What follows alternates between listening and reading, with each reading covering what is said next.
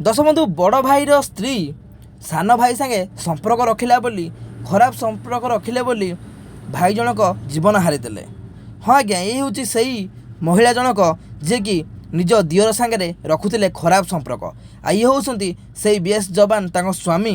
जे कि निजे तांको स्त्री तांको सान भाई सांगे खराब संपर्क रखुला बोली निजे निज सर्विस पिस्तल रे गुली करी निजको मारी देइसंती। आ मला पूर्वरु निज माँ को मेसेज कर देइसन जे माँ मु मो भाई पाई आ मो स्त्री पाई मरुची तांको खराब संपर्क म सही पाउनी तांको संपर्क बार बार मु मना कला पर भी से माने मानु नाहांती। हाँ आज्ञा जोटी स्त्री पर पुरुष संगे मिसिले स्वामी मारिकी पूरा ता बटी बटी उपरा उपरा उड़े दिए सेठी ए भाई जनक निज स्त्री की किछि न कही निजे निज जीवन हारी देइसंती। आ मला पूर्व माँ को देइथिबा मेसेज दे जाइसंती ए मेसेजटा माँ मोबाइल करिकी निज पिस्तल निजे गुली करी निजको मार देइसंती। हाँ दशबंधु जेहेतु भाई जनक जवान थिले आम रक्षा पाई देश लड़ाई करते वर्ष वर्ष काल घर बाहर रुहंती तो भाभी पारे ये स्त्री लोक जनक जी स्त्री केते बड़ बार बोली जे कि निजर देहर भोक संभाली न पारी निज दियर संगे खराब संपर्क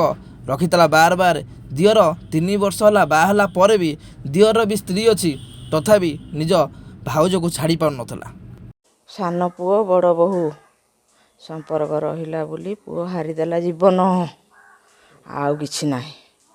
संसार रु बहु को हेठू विदा करदेला बहु तू छाड़पतर नहीं जा छाड़पतर नहीं बाप हड़े सी वर्ष है रही घरे जाई ना नहीं सान बहु बड़ बहु को धरिकी सान पुओ खेल कला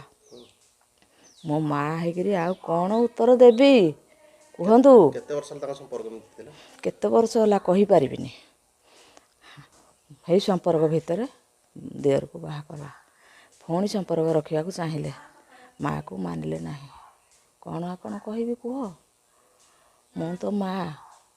तमें भी दुनिया रे जिंदी माँ ठू तुम गर्भरु आईच मु भी हे माँ टिला घटना घटू पुओ आत्महत्या कला पुओ फोन करथिला 7टा सुधा फोन कला माँ आ बंचीबिनी मु कहली तोर कौन है कह मते ने माँ सही पारिबिनी आउ मु गुली मारी ही मरीजी मु धरीची फोन पड़गला पुओ एतिक सैला एतिक तो आ किसी खबर पाइली 10टारे ऑफिसर कहले जे आउ सुरेश विशाल गुली मारी ही जीवन हारिदेला सेतिनाकी दायी होउजी सान भाई बंधु आउ आज्ञा मु कौन कही पारिबी सैला कथा।